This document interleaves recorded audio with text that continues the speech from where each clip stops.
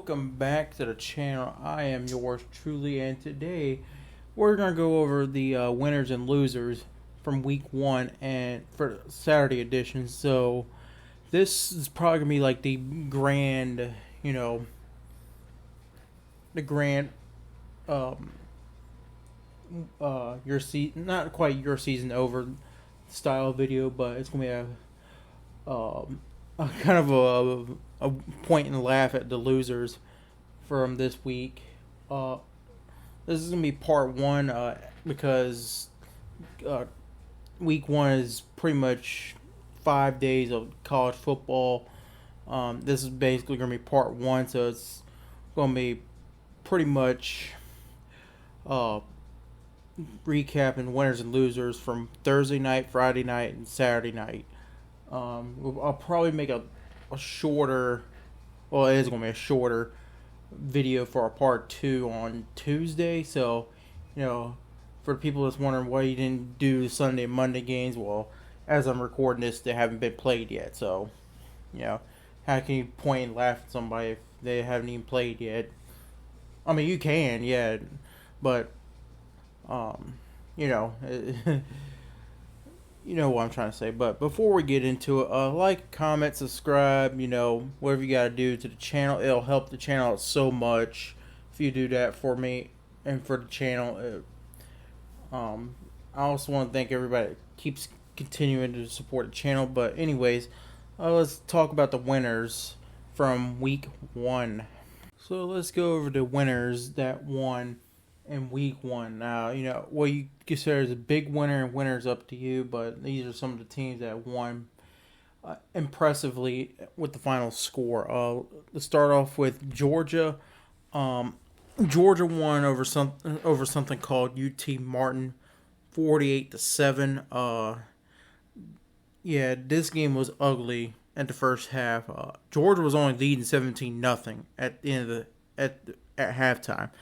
They should have been in the loser pile, but I ended up putting them in the week one winners list because they ended up pulling away in the second half. This was Carson Beck's starting debut. Starting debut because Stetson Bennett's finally done graduated from college. He didn't do too bad in his debut. 21 for 31, 294, and a touchdown. Didn't do too bad. Next team on the list is Michigan. They won 30-3. Michigan was playing without their head coach, Jim Harbaugh. They ended up cruising to a win, 30-3 over East Carolina. There's nothing much to say about this game. They'll move on to play, I think, Bowling Green or UNLV, one of those two. It doesn't really matter. Next on the list is going to be Alabama. Alabama pretty much steamrolled something called Middle Tennessee State, which, by the way, that is the Hurricanes' arch nemesis is Middle Tennessee State. You mad, Miami? Anyways, Alabama just steamrolled them. They ended up beating them 56-7. This was Jalen Milroe's first. Oh, actually, no. Technically, this was his second start, because he did start last year against Texas A&M. He looked like dumpster water. To say it nicely. I can give you some stats for Alabama. He went in his debut 13 for 18, 194, 3 touchdowns. So it sounds like that they pulled him pretty early. And USC won 66-14, which surprised me because I figured USC would give up another 30 points to Nevada. Yeah, that's the team they beat this time around, was Nevada. Nothing much to say. It was an easy win for USC. They cruised to a 50-point win on this one. Next on the list is Penn State. They won 38-15. Penn State I think should have been in my losers list, but I ended up, giving the benefit of doubt and um, putting them on the winners list. Just because you win a game doesn't mean you're immune to being on the loser list. You could win in an ugly fashion and still perceive. To me, you still look like you lost, even though you won on the scoreboards. You didn't look all that great at winning. Basically, an ugly wins. Um, yeah, this was Drew Lar's first start. I think Penn State should have beaten West Virginia by a bigger margin, but they ended up beating them, and I think they covered the spread. So, yeah. So, Penn State did what they had to do to beat West Virginia at home. Next is Washington. Washington came into this game ranked 10th. They ended up with a convincing win and a blowout win, in fact, over Boise State. They won this game by over 30. He had the spread in this one was a 2-touchdown favored by Washington. Yeah, they covered it and then some. Boise State is one of the most respected group of 5 brands and football programs, and some people even speculate they may even go to a New Year's Six bowl. So if Boise State does good for the rest of the season, this is a great win for Washington. Michael Penix balled out. He threw for 5 touchdowns. They ended up winning this one 56-19 over Boise State at home. Then next on the list is Texas. Texas came in ranked 11th, and they won over something called Rice, 37-10. To be honest, Texas didn't look good in the first half of the game. They went into halftime up 16-3, but they just ended up pulling away on Rice. They could have been in my they could have been nominated for my losers list, but Texas ended up pulling away in this one. Next on the list is Tennessee. Tennessee, like Texas, they go off to a slow start against Virginia. I think they were up like 21-3 or something at halftime. I know they were like stuck at 7-0 for the longest time. Tennessee they could run the ball, it's just they couldn't pass it with Joe Milton against Virginia. They ended up pulling away from Virginia and winning it 49-13. So, they won and covered the spread on that one. Next is Notre Dame. They ended up on cruise control and beating out something called Tennessee State by a tune of 56-3. Not really much to say about Notre Dame. It's just another tune-up game for Notre Dame for their matchup against Ohio State in a couple weeks. And then number 14. Next on the list is 14th ranked Utah. They won this game in ugly fashion and 24-11. I would have probably put this in the losers category if Cam Rising was playing. But I'm willing to give Utah a bit of slack here and put them on the winners list because they won this game with a backup quarterback, and they were even rotating the third string guy in at times. So, this was also against a terrible, terrible Florida team, both on offense and with the coaching. Because we all know Sunbelt Billy don't know what he's doing. I wouldn't say he will get fired this year, but if you don't turn around quickly, that seat might get flaming hot. And Florida. Then next on the list is Oregon. I think Oregon's scoring touchdowns as I'm recording this. They won this game by 81-7. No, that's not a typo. They actually won 81-7. Yeah, they're scoring touchdowns along with Oklahoma. We'll get to Oklahoma here in a second. They're scoring. This game was over by halftime, but not even maybe first quarter. Up next is Kansas State. Kansas State won this game in a shutout over something called Southeastern Missouri Community College or something like that. They ended up winning this game 45-0. So nothing really to take from in this game. There's just a tune-up game for them.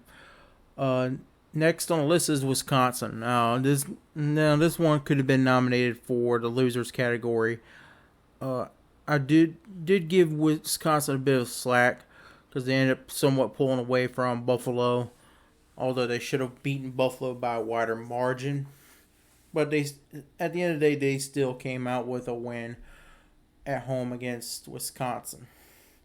And then next on the list is Oklahoma. Oklahoma, I think they're still scoring touchdowns. They were relentless against Arkansas State at home. They ended up beating them 73-0. I think I did see a stat line to where they said, I think they said like Oklahoma had more rushing yards than Arkansas State had total yards, or something crazy like that. I don't remember what it was exactly, but I did see like a little graphic card saying that Oklahoma had more running yards than Arkansas State had total yards, or something like that. Yeah. Enough about that. Next on the list is going to be North Carolina. Now, North Carolina won a pretty competitive game and a neutral site game against South Carolina. They ended up beating them by 2 touchdowns over South Carolina. I do think North Carolina should have beaten them by a wider margin. If you didn't watch the game, Spencer Rattler was running for his life. He was getting sacked left and right, and North Carolina was just making life a living hell for him.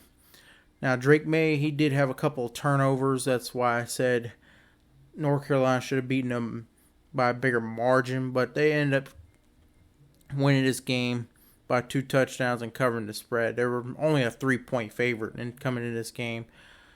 The next game on the list is Ole Miss. Yeah, they pretty much beat up a FCS team in Mercer 73-7. Nothing really to say about that. Next on the list is Texas A&M. Texas A&M ended up winning 52-10 over something called New Mexico. Yeah, I think that's the team, New Mexico. Like I said, there's not a ton to talk about from this one. The only thing I can talk about is it was an impressive offensive showing. That's rare for me to say that about Texas A&M. Yeah. I do think at this point, I think Bobby Petrino is running the offense, not Jimbo Fisher. I think Jimbo Fisher realized he doesn't have it anymore because Jimbo Fisher reminds me of the old grandpa that thinks he still got it even though he's about 20 years out of touch from society and all that. And finally, to wrap up the list, we got Tulane. Tulane came into this game as like a 6-point favorite in this one. And they ended up winning by 20 over South Alabama. Tulane looked good, I guess. I wasn't really watching this game, but based off the stat sheets, I would say they had a pretty good showing. And then Iowa won 24-14, the typical Iowa game. They got out to a quick 14-0 start, and they just stagnated from there. So it's Iowa. They're going to win these type of games like 21-13, or that's the type of games they're going to win. And finally, to give a shout out to Colorado and Coach Prime, they won in an upset 45-42 over TCU. Yeah, a lot of people were wrong about Colorado, including myself. Yeah, Colorado, a lot of people were saying that they were going to basically get ran out of the building against TCU. And not only they were in this game, they pretty much kept pace with them. And TCU, they just looked like booty juice in this one.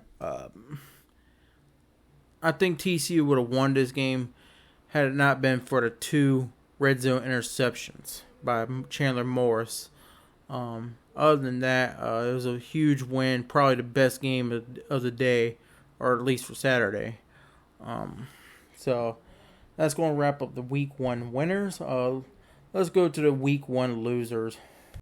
On to the week 1 losers. We'll start off with Florida.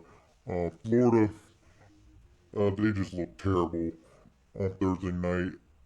Their offense was just abysmal at best at moving the ball.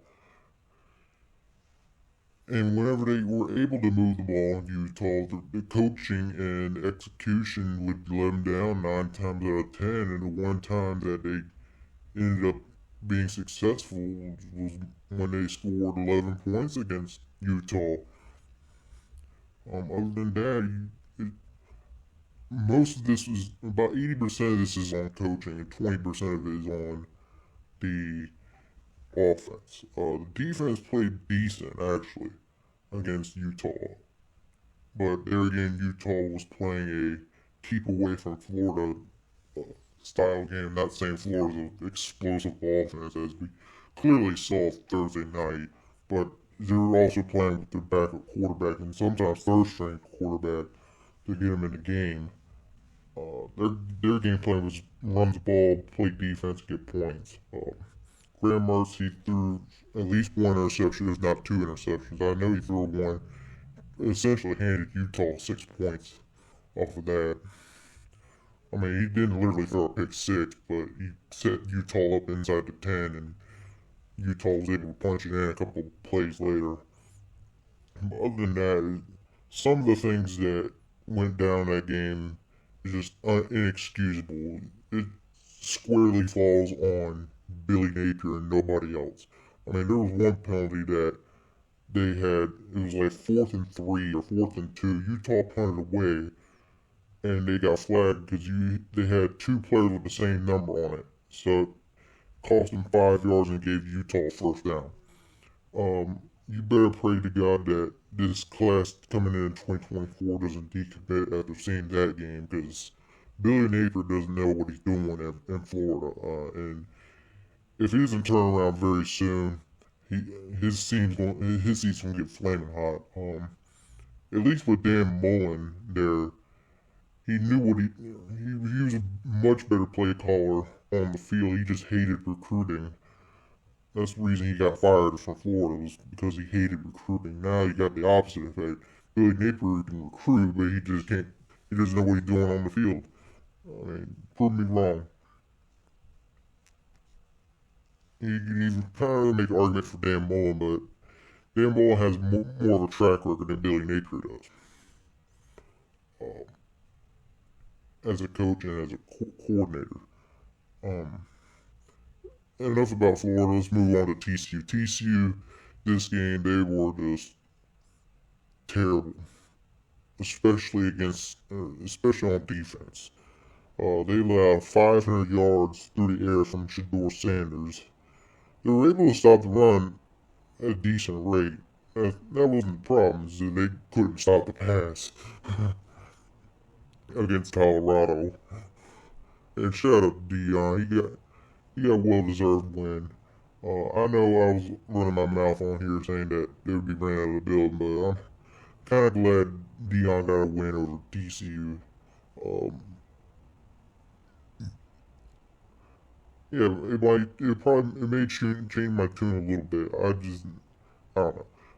Oh, that's another story, but about Colorado. But this game, TCU still had a chance to win this game, and the problem with TCU is they had 2 costly turnovers. They had 2 picks in the red zone. And had you flipped those picks into touchdowns, we wouldn't even be talking about TCU being on the loser list. They probably would have won by, 2 touchdowns. Or you could even say 2 field goals would be safe. It still would have won, but it is what it is. They threw the picks, and they ended up losing by 3 at home. So, that was probably one of the biggest losers for week 1. Up next on the list is South Carolina now. South Carolina came in with a ton of hype and a ton of energy as their fans felt like, or the keyboard fans felt like that they were snubbed from the top 25, and they didn't understand why they were snubbed. But teams like Texas A&M and Oklahoma that were dog shit last year were able to get into the top 25. Well, I guess the AP voters must know something more than the armchair keyboard warriors that South Carolina has, because South Carolina got their ass beat by North Carolina. I know the scoreboard doesn't indicate, it shows that they lost by 2 touchdowns, but if you watch the game, Rattler got sacked at least like 8 or 9 times by North Carolina's D-line. They made North Carolina's defense look like Georgia's defense, and North Carolina hasn't been a very good defense past couple of seasons. So if North Carolina is able to basically sack you on a whim with just 3 or 4 rushers, that's not good. And that's not disrespecting North Carolina either. It's just North Carolina D line was just eating South Carolina's O line's lunch money, or they were eating their lunch and stealing their lunch money. So because South Carolina also couldn't run the ball either on the ground, so it wasn't like, oh, why they keep passing it if they get sacked all the time? Why don't they just run it? Well, they couldn't run it. That's why they had to resort to passing it. Drake May did well in this game too. Even with 2 picks he threw to South Carolina, it wasn't enough. And plus, like with Florida, South Carolina made some dumb calls on 4th down. Or maybe not necessarily dumb calls, just Rattler made some dumb decisions on 4th down. It was pretty laughable what the calls were on 4th down. Like they had, like it was 4th and 19, 4th and 20 or something like that. Rattler decides, you know what's the best plan? We're gonna throw a 5 yard pass and let the receiver break tackle for 15 yards to get the first down. Like North Carolina knew what he was doing on 4th and 19, 4th and 20. We were at the 25 yard line, so it was pretty much Hail Mary point at that point. It was just, some of the calls were laughably bad. Shout out to the Gamecock man. I know he needs some help. I know he's going to need some help coping with the loss. And then, yeah, if you see on the next on the list, you see Ohio State, you think, oh, they won. Why are they on the loser list? Well, I did say that even though you win a game, it doesn't make you immune from being on the loser list. You could have an ugly win and still be on the loser list. Like I mentioned before, there was a couple of teams that could have put on this list, like Georgia and Penn State and some others, but they ended up pulling away in the second half. Ohio State didn't do that. Yeah, they won 23-3, but they were also favored by 30 by a lot of Vegas sports books. I know this was the first game starting for Kyle McCord, and this was a road game for Ohio State. But we're talking about Indiana here. Indiana's probably a top 3 worst team in the Big Ten right now. You can make an argument for it. The only reason that Ohio State didn't lose is because Indiana's offense was dumpster juice water. I could probably find something in a trash bag in the middle of the sea on a trash barge in the middle of the sea that's worth more than the Indiana offense. Yeah, they only put up 3 against Ohio State. Now, you can say, well, Indiana's defense is really good, or you can say Ohio State's offense is that bad. We'll have to see, but I'm tending leaning on Ohio State's offense is that bad. And there should be no excuse why Ohio State there should be no excuse why Ohio State shouldn't have beaten Indiana only by 20. They should have beaten Indiana at least by 30, if not 40, even if it was a road game. With all the wide receiver talent you have at Ohio State, 4 or 5 NFL picks, along with two pretty good running backs like Travion Henderson. There should have been no excuse why Ohio State only won by 20. Uh, and like I said, there was a couple of teams I could have put on this list, like a Tennessee or a Penn State or a Georgia, or even Texas. But the difference was those teams ended up pulling away in the second half. Ohio State, I think at halftime was like 10-3. Ohio State. Um, the next team on the list is is Baylor. Baylor. How have the mighty have fallen? You were a 29-point favorite at home to something called Texas State, and ended up losing by 11 to Texas State at home. You've fallen from winning the Sugar Bowl and winning the Big 12 title game a couple of years back to now losing to Texas State at home, despite being a 29-point favorite, a 4-touchdown favorite over Texas State. Texas State that hasn't done jack shit in the FBS since they've entered back about 10 years ago.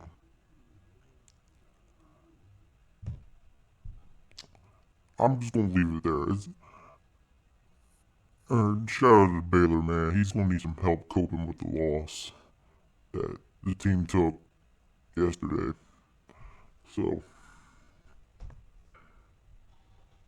up next on the list is Boston College. And before you open your mouth, why you say Boston College? I do understand Boston College is the worst of the worst when it comes to the ACC. They've been a dumpster fire ever since Matt Ryan and Luke Kuechly left Boston College. They've been awful at football. At best, they're a 7-win team. But enough about Boston College. They ended up playing Northern Illinois yesterday for their home opener, and they went to overtime, and they lost to Northern Illinois at home. Now, you're a Power 5 school in the ACC. I know the ACC ain't all that good at football, but you should have enough talent on the roster based off the money you get from the ACC, and just being Boston College, you should have a foothold in the New England market. Just being in Boston, how do you lose a game to a Group of 5 team? And Northern Illinois, outside of a couple of years where they were contending for a BCS bowl, they really haven't done a whole lot. It's not like Northern Illinois would be contending for a New Year's Six bowl this year. Not disrespecting them at all. I'm just stating nobody has Northern Illinois on their bingo cards about about teams going to the New Year's Six bowl. I'm just saying. There should be no excuses why Northern Illinois or why Boston College should be losing to Illinois. Speaking of Illinois, that's next on the list. Even though Illinois, they did win their game, their home opener against Toledo, they looked just terrible. I think they went in the locker room trailing Toledo, and I think they were even down by a couple of possessions to Toledo at one point in the game. However, they were able to pull it out and get a 2-point win at home against Toledo. Toledo's a decent Group of 5 team coming out of the MAC, just like Northern Illinois. Like I said, with Boston College, there should be damn no excuse why Illinois should be even having the scrape and claw to win against Toledo. I mean, the Big Ten. I mean, from what I've heard, running around the internet, I've heard the Big Ten's supposed to be better than the SEC, but when you're barely scraping by and by with 2 point wins over MAC teams, not disrespecting anybody from the MAC, and winning games like 17-10, stuff like that, where the offenses are just terrible. It's kind of hard to take you seriously, Big Ten fans. Yeah, you do have Michigan, Ohio State, and even Penn State, but the rest of the conference is like dead weight. Other than maybe Wisconsin, because at least Wisconsin can put up 10 wins in their sleep. Normally. That wasn't the case last year, but that's a different story. I do agree Big Ten is probably the second best as far as success in football. I do agree with that. But there should be no excuse why Illinois should be hanging around with and almost losing to Toledo. And it's when you clearly going to have a talent advantage on both sides of the ball. And I'm not saying that money buys everything, money solves everything, but you get the talent, you got the more resources and the funding to be able to recruit talent at Illinois than Toledo does in the MAC. Either way, Illinois gets a win at home and survives against Toledo. But Purdue, on the other hand, lost this one. They lost their home opener to Fresno State. Now, Fresno State has been a pretty respected Group of Five team.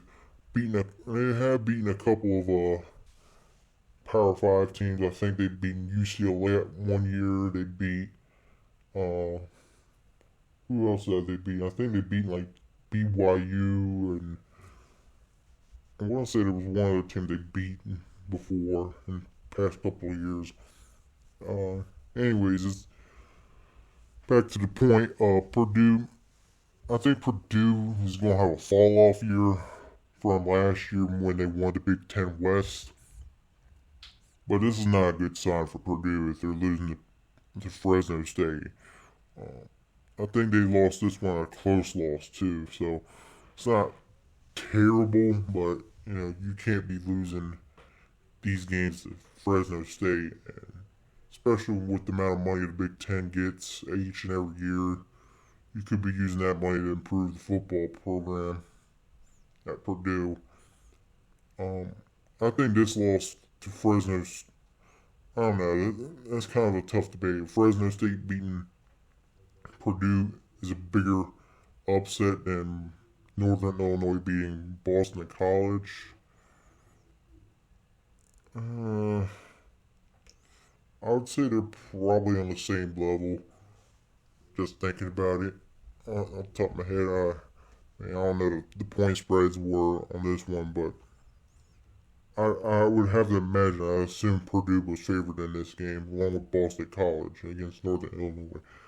On to the next team is Army. Army, I know watching Army games is pretty brutal to watch because they run the triple option. It'll put people to sleep. However, Army ended up losing to something called UNL Monroe, 17-13. Yeah, this was a pretty low-scoring game between both these teams, and I hate to trash Army because they're going to end up being serving in armed forces after their college eligibility's up. But still, if you're Army, you can't be losing these games to UNL Monroe. And I'm not trying to bash UNL Monroe, but you gotta beat these games if you're Army. And I don't think nobody expects you to make a New Year's Six bowl or a college playoff, but we just want to see these teams do good, these service academies, and you can't be losing to Monroe. Uh, Enough of that. We're gonna go to Oklahoma State. Now, Oklahoma State won their game by 2 touchdowns, but they won against Central Arkansas.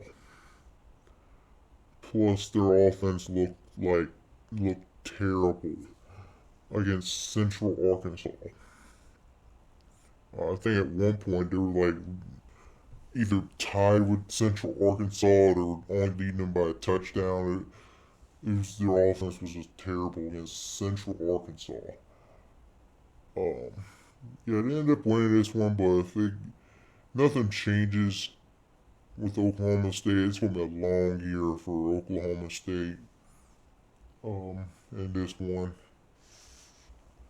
And then finally, to wrap up, the biggest losers on week one is Texas Tech.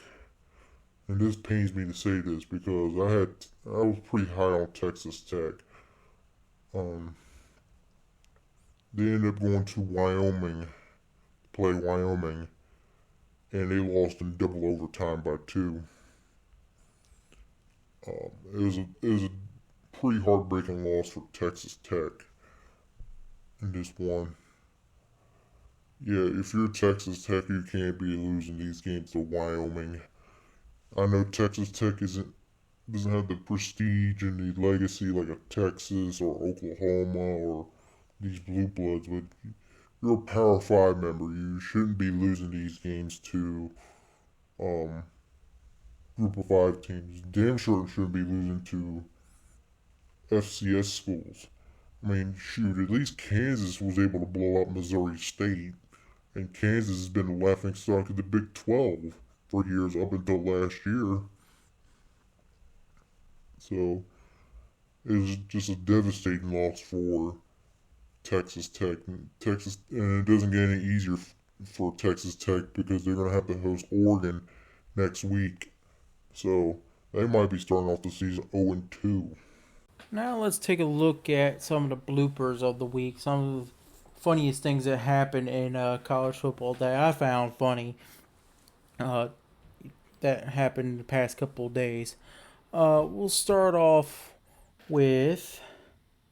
We're gonna start off with the Iowa Hawkeyes. They made history today, or not today, this weekend, as they were able to get a opening touchdown drive for the first time since 1991 to start the season out.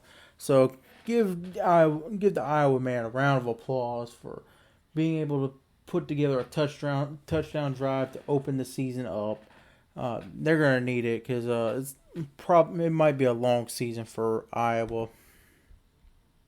Let me flip the channel real quick. It looks like they're trying to give me an update on injury on what's going on with Virginia. Oh wait, is that a turkey? Is he trying to photobomb for some Instagram clout or something? Hey lady, there's a giant turkey behind you trying to steal your fame and trying to get some Instagram clout on Virginia Tech's official fan page. So I'm just letting you know. Nothing personal. I think you're doing a great job, ma'am. Keep doing what you're doing. I'm just letting you know there's a big ass turkey behind you, trying to steal your shot and so he can get some Instagram fame. So that's gonna wrap up the video. Hey, what you doing, Mac Brown? Why you grabbing my neck like that? That sounds a bit suspicious. It looks a bit suspicious to me. Why you grabbing my neck like that? I'm not drawing no conclusions here, but it looks a bit suspicious from here. Mac Brown, let go of my neck. While this does look like a nice, tasty sandwich brought to you by Jersey Mike's, I just want to know what the score is. I don't want to know what the score is on the sandwich or what What are you trying to tell me? Are you trying to tell me that the left side of the sandwiches got 14 points and the right side of the sandwiches got 14 points, or what? Are you trying to say that the sandwich is $14, or what we're trying to do here, ESPN? Are we trying to broadcast a game, or are we trying to sell sandwiches here? Well, what we're doing, ESPN. Yes, we're back for the second quarter of the game. It's 7-7 on the field, but we got to talk about ESPN. ESPN really, really wants to know who is sitting at bleacher number 14.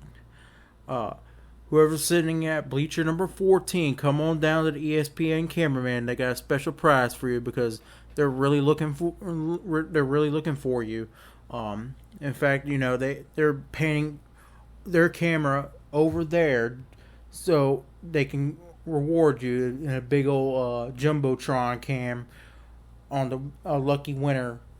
Whoever's sitting at bleacher number 14, come on down to the ESPN cameraman for your prize. Thank you. This is your public service announcement. Look, Shane. You just need to calm down a little bit. You have that body language of fuck it. I quit this job, and after 10 minutes into your shift, you need to tone it down some. You're getting paid millions of dollars, so you can't have this body language of fuck this shit. I'm quitting. I'm leaving. Taking a better job. Fuck you. Attitude. 10 minutes into your shift, Shane Beamer. I mean, I know you kind of got your job from your daddy, but that's just another story. You made it as an FBS institution when ESPN puts up the graphics card that your alumni are Stone Cold Steve Austin and Dr. Phil. The doctor got owned by the Catch Me Outside girl. So, you made it as an institution when your alumni are Mean Joe Green, Stone Cold Steve Austin, and Dr. Phil. Congratulations, North Texas. You got yourself a wild, interesting alumni base. Yeah, let me turn the channel on to the football game. Holy fucking shit. How the fuck did that happen? Call the Pentagon, call DEFCON, call whoever. Pitt has done turned the ball over 400 times. We need to fire the offensive coordinator. We need to fire the head coach. We need to fire the defensive coordinator. We just need to disband the whole football program. We cannot have Pitt turning over the ball 400 times in one game. We cannot have that. We need to alert the Pentagon. We need to alert the White House. We need to alert everybody that Pitt cannot hold on to ball to save its life. This is a serious situation here. We cannot have them turning the ball over 400 times in a 60-minute football game. 3 more points. I don't get it. I'm not good with math, so let me know what it comes out to. They already got 66 points.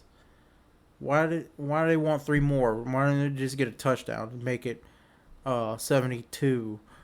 Why do they just want 3? It doesn't make no sense to me. Can y'all help me in the comment section below what 66 plus 3 equals? RG3, you need to watch yourself. There's children watching this TV broadcast. You just need to watch yourself before you get R. Kelly'd. You need to rephrase what you mean by your 3 keys to the game. I don't want to even think about what that last key would involve. I just don't want to think about it.